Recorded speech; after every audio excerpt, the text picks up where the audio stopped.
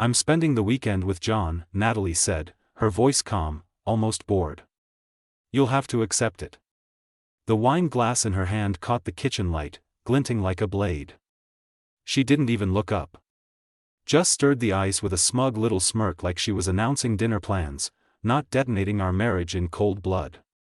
That moment, that exact moment, was the death of who I used to be.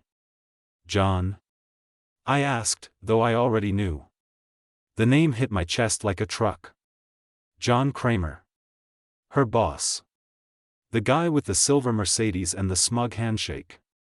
The one who always called her Nat in that too familiar tone at corporate events. She sipped her wine. Yes. I told you before, I have feelings for him. I didn't want to hurt you, Tyler. But I have to do this for myself. I stood frozen, hands clenched at my sides. I didn't shout. I didn't cry. My brain was too busy rebooting from emotional shock. Let me paint this for you. Friday night. I'd just come home from picking up her dry cleaning. A normal, boring, married man evening. My plan was pizza and Netflix. Instead, I walked into a confession straight out of a soap opera, except this was real, and it was my life being gutted. You love me, I repeated. But you're in love with him? She nodded like she was proud of how grown-up she was being. I still love you, Tyler. But John, he makes me feel alive again.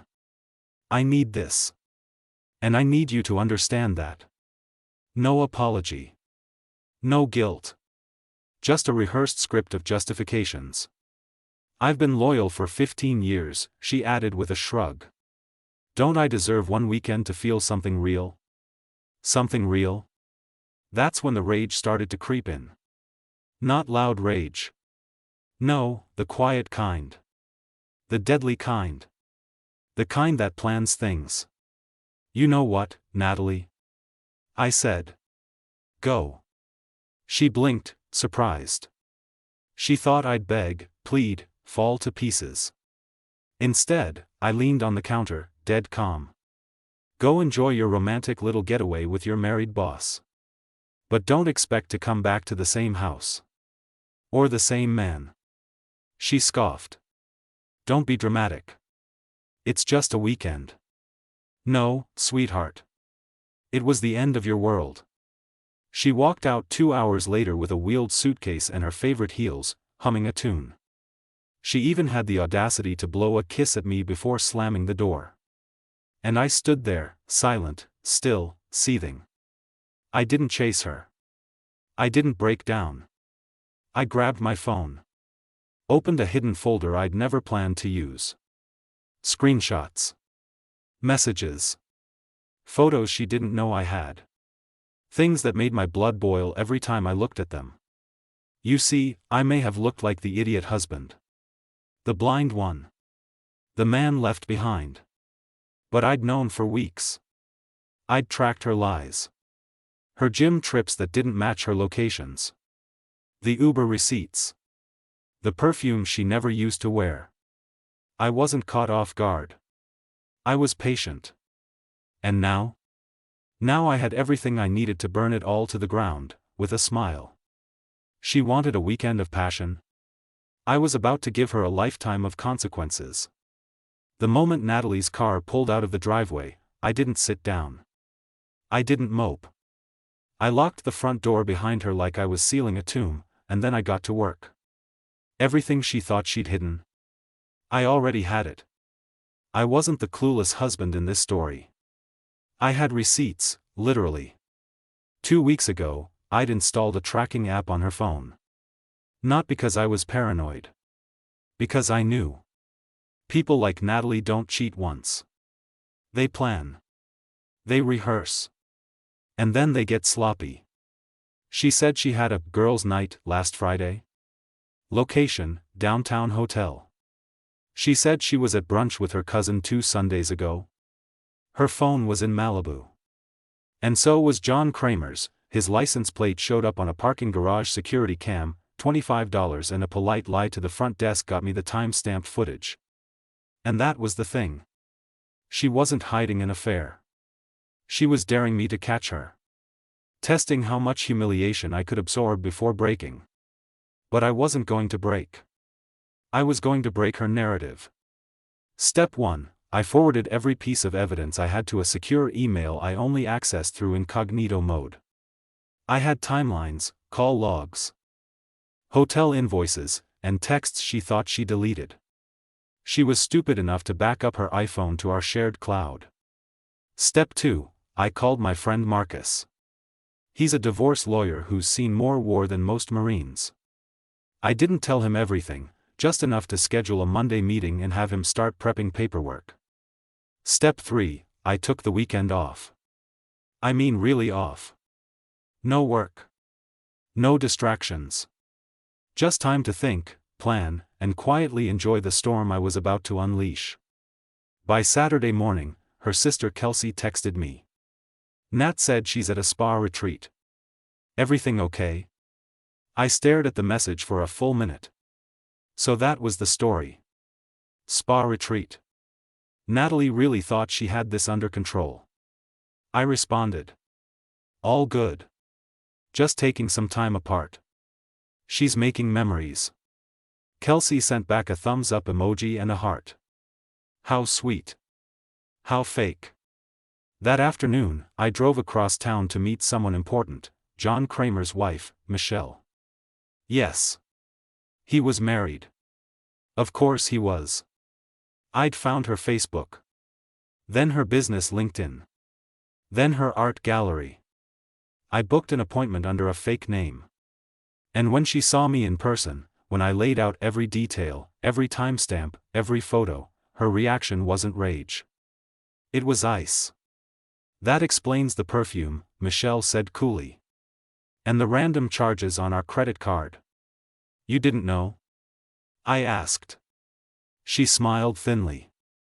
I had suspicions. Now I have confirmation. I handed her a flash drive. Do with it what you want. I'm not here to make threats. I'm just giving you what you deserve to know. She nodded. You want revenge? I shrugged. No. I want her to feel small. I want her to feel like the predictable cliché she's become. I want her to realize she wasn't playing a game, she was walking into one. Michelle raised her glass. Then let's ruin 2 lives for the price of 1. By Sunday morning, Natalie posted a photo of a beach view to her story. A glass of wine. A shadow of a man beside her. She was bold, I'll give her that. No shame. No fear. Good. I wanted her relaxed. Because Monday, I'd become the man she never thought I could be. Not the fool she betrayed. The storm she didn't see coming. Monday morning came like Judgment Day. I sat at the kitchen table, her favorite coffee mug in front of me, filled and untouched. She strolled in at 8:37 a.m., wearing sunglasses indoors and that same beige dress from Friday. No shame. No guilt. Just the look of someone who thinks the world still bends around them. She tossed her keys into the bowl and gave me a lazy smile. Morning. Coffee smells good. I didn't speak. She walked past me like nothing had happened. Like she hadn't spent the weekend with another man while I slept alone in the bed we once shared. She opened the fridge, grabbed oat milk, and turned around, clearly expecting some soft conversation or maybe a passive-aggressive remark. Instead, I slid my phone across the table toward her. She looked at the screen. Her smirk twitched, then froze. What's this? She asked, her voice flat. You tell me, I said. That's you. Friday night. Hotel Cambria. Room 704. Her hand tensed around the milk carton. You're spying on me? I laughed once, short, sharp. Spying? Natalie, you invited suspicion. You practically left a trail of breadcrumbs soaked in perfume. She stepped back. You're overreacting. It's not like. Stop, I said sharply. I stood, slow and steady. Don't insult my intelligence. Don't pretend it was a dinner. Don't call it a mistake. You planned this. You wanted it. She crossed her arms. Okay. Fine. I did. And I don't regret it. There it was. The truth, finally uncloaked. I needed to feel like a woman again, Tyler, she snapped. Not some housemaid. John made me feel seen. And I didn't? I asked. Who paid the mortgage? Who supported you when you quit your job to find yourself? Who took care of everything while you played dress up for your Instagram followers? Oh please, she hissed. You loved being the provider. You think you're some martyr? You're boring. You're safe. John is fire. You? You're a FNG blanket. That hurt. Not because it was true, but because she believed it. I leaned in close. You think this is about him? Natalie, he's a midlife crisis in a suit. You're just his temporary thrill before he crawls back to his wife, and guess what? She knows. I met her. Her eyes widened. Panic flickered for the first time.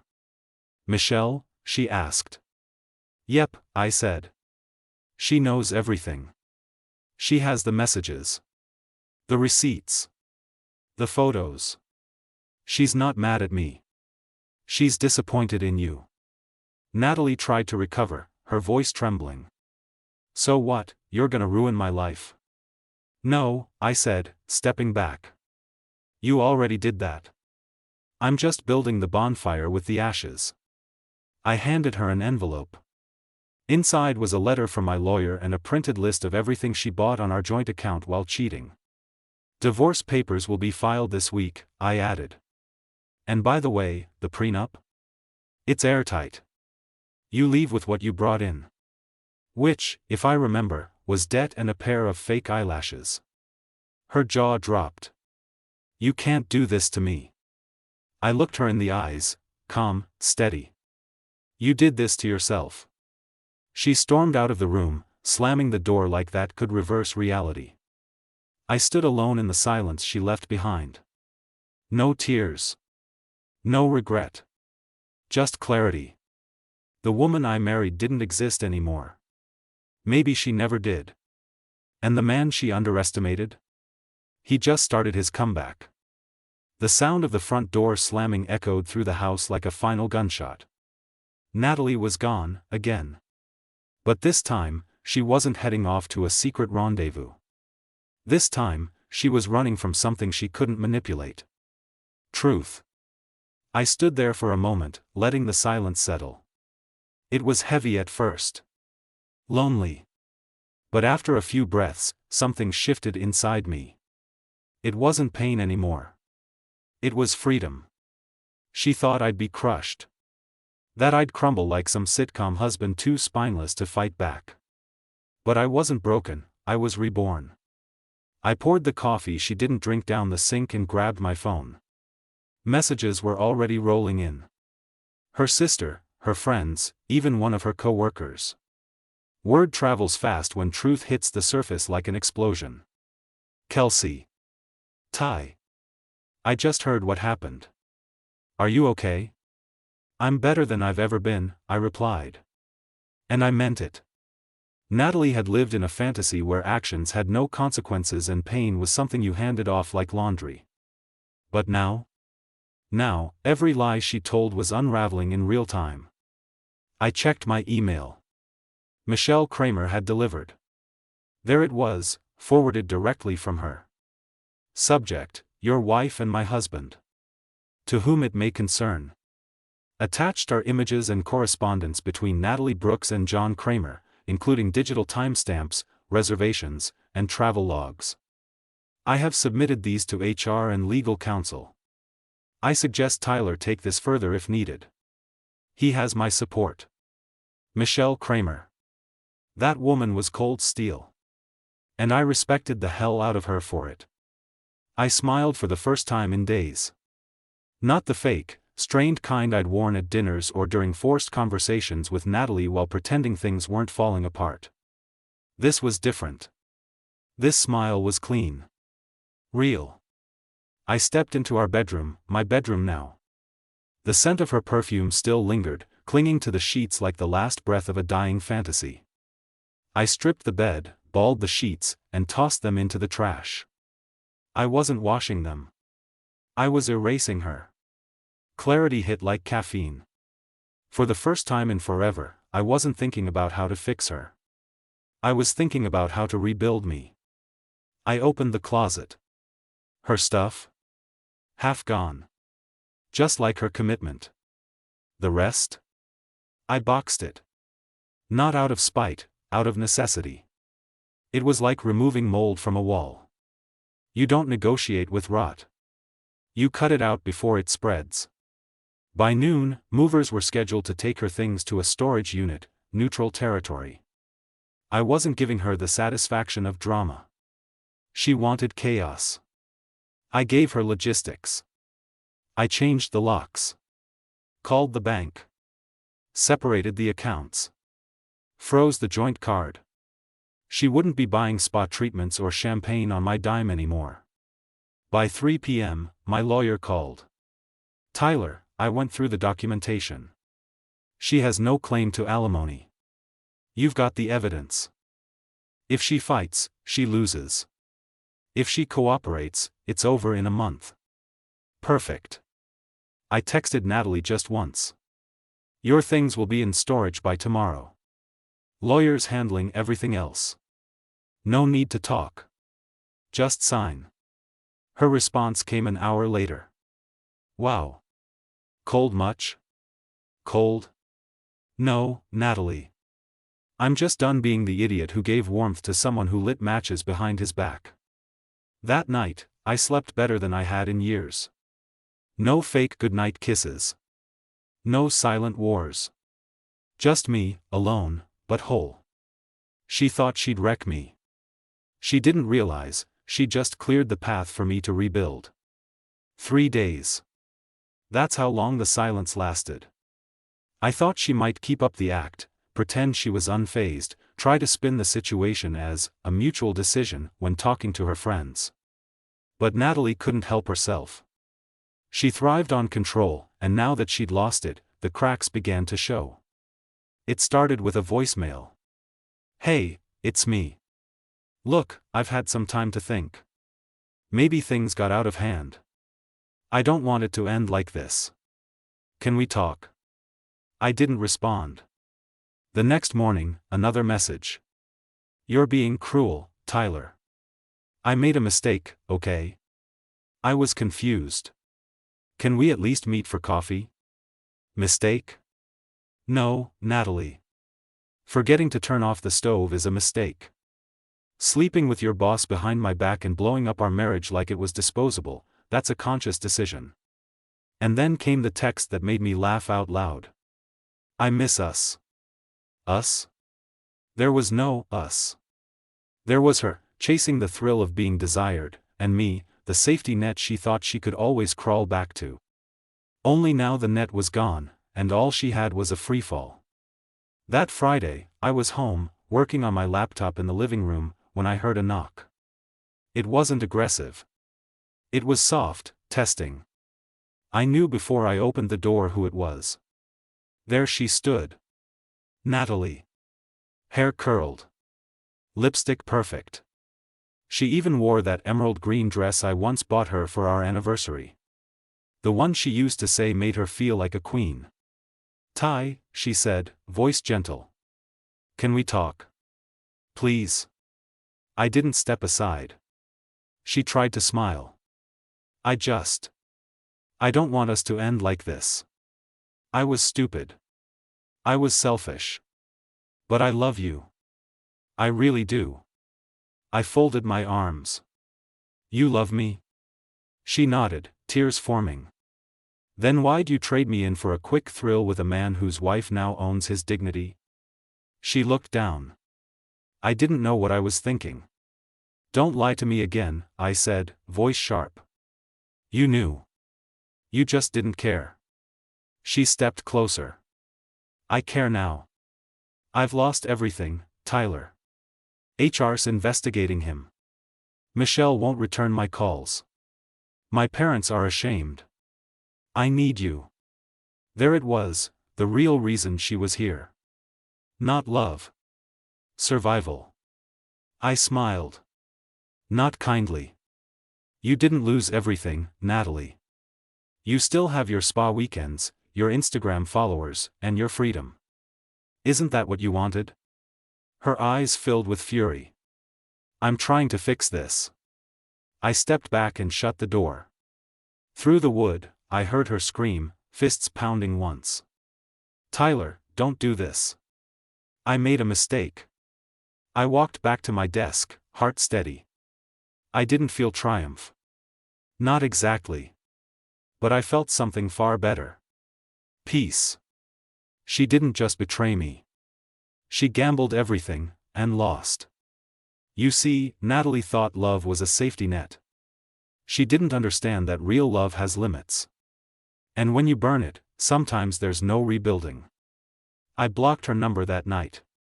She could talk to the lawyers now. That was her new relationship. Me? I had a new focus, building a life where betrayal was a lesson, not a wound. The funny thing about betrayal is that once the smoke clears, you see your entire life differently. You notice the cracks you ignored, the weight you were carrying alone, the silent sacrifices that were never appreciated. And suddenly, there's this strange freedom. Not relief exactly, more like clarity. By week 2, I'd deleted every trace of Natalie from my phone, my social media, and my home. Her laughter, her lies, her designer heels, gone. Erased like bad code. It felt clean. Like breathing fresh air after living in a moldy room for too long. And that's when something unexpected happened. People started showing up, not to pity me, but to respect me. It started with Marcus, my lawyer and longtime friend. You handled that like a sniper, he told me over a whiskey at his place. Most guys would have burned the whole city down. You? You waited. You aimed. And you hit where it hurt. Funny, I said, I don't feel like a hero. That's because you're used to saving people who never deserved it. Those words hit me harder than Natalie's betrayal ever did. I began getting messages from friends I hadn't talked to in years. Some of them confessed they saw warning signs in her years ago. Others simply said, I'm proud of how you handled it. Even her parents called me. Her father, retired military and not the emotional type, said, you were too good for her, son. And I say that as her damn father. I was stunned. But I wasn't bitter anymore. I was hungry.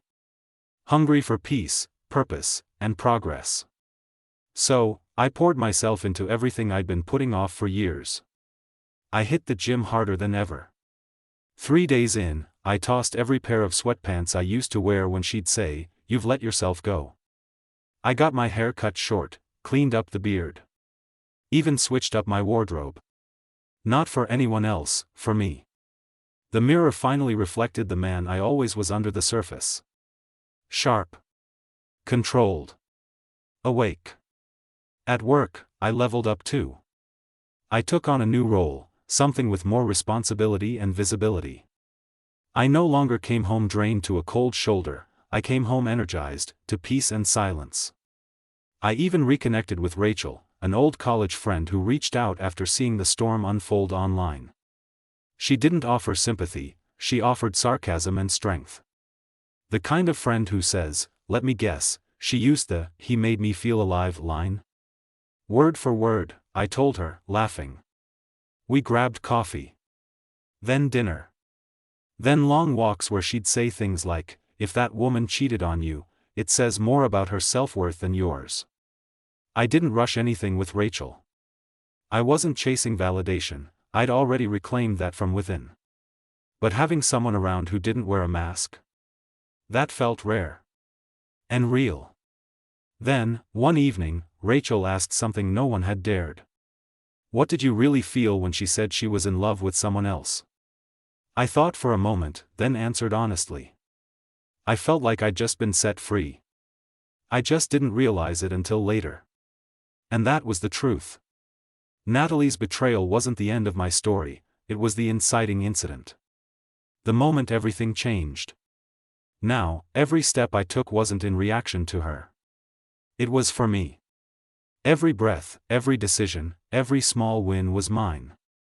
She wanted me to crumble. Instead, I rebuilt myself with armor she couldn't penetrate. It was around week 4 when Natalie finally stopped pretending she had it all together. The silence had become her worst enemy. She'd always thrived in noise, drama, conflict, attention. But now, without a reaction from me, her entire performance was collapsing. And she didn't know how to survive the quiet. I was driving home one evening when I saw her name flash across my phone screen. Natalie, voicemail. Tyler, please. I know I said a lot of things. I know I messed up. But I'm drowning here. John's gone. HR let him go. Michelle filed for divorce. I'm alone. I need to talk to you. Alone. That word stuck with me. Not because I felt sorry for her. But because it was poetic.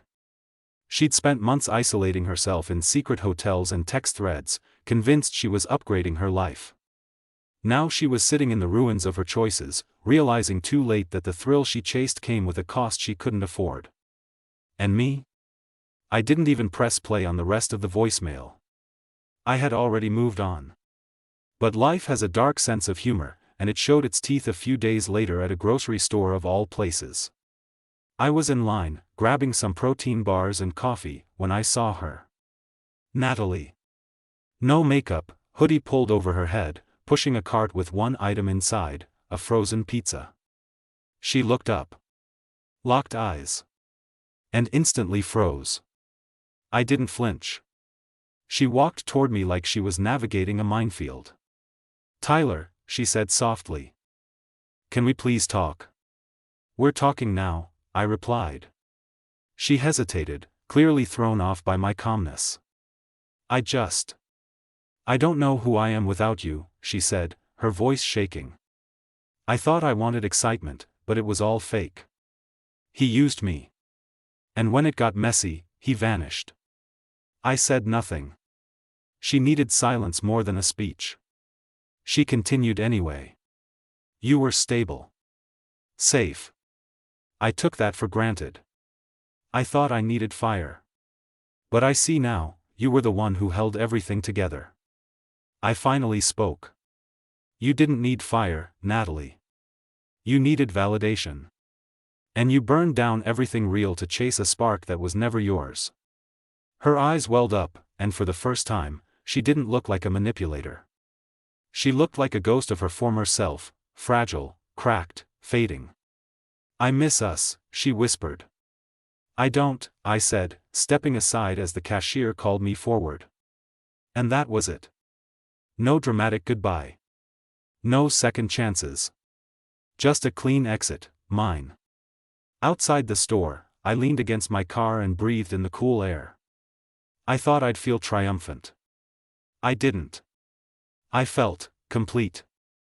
Later that night, Rachel called. I ran into someone who knows Natalie, she said. Word is she's trying to find a new place, crashed with a friend. Her parents cut her off. Looks like karma's keeping busy. I'm not surprised, I replied. But I'm not celebrating it either. That's why you're winning, Rachel said.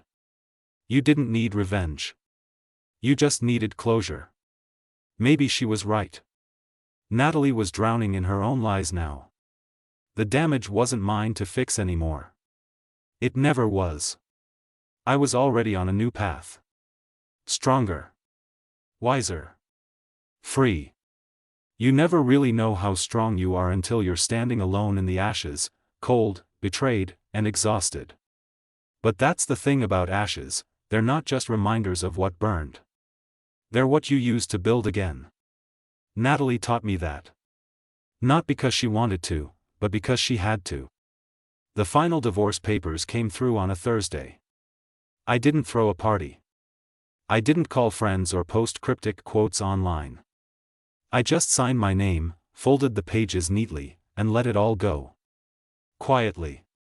Intentionally. I didn't need her to see me winning. I needed me to feel whole again. And I did. The man she cheated on, lied to, humiliated. That man died the moment she walked out for the weekend with John. What she didn't know was that she didn't break me. She freed me. Since then, my life hasn't just changed, it's evolved. I bought a new couch. Threw out the old one where we'd sat fake smiling for Instagram. I repainted the walls, changed the lighting, rearranged everything in the house to reflect me, not the illusion we used to pretend was love. I even got a dog. A rescue. His name's Diesel. Big, loud, loyal. Everything she never was. And Rachel? We've taken things slow. There's no rush. No pressure. Just something genuine. The first time we sat in my living room, sipping wine with Diesel curled up at our feet, she looked at me and said, "You feel lighter." I smiled. That's because I stopped carrying someone else's weight.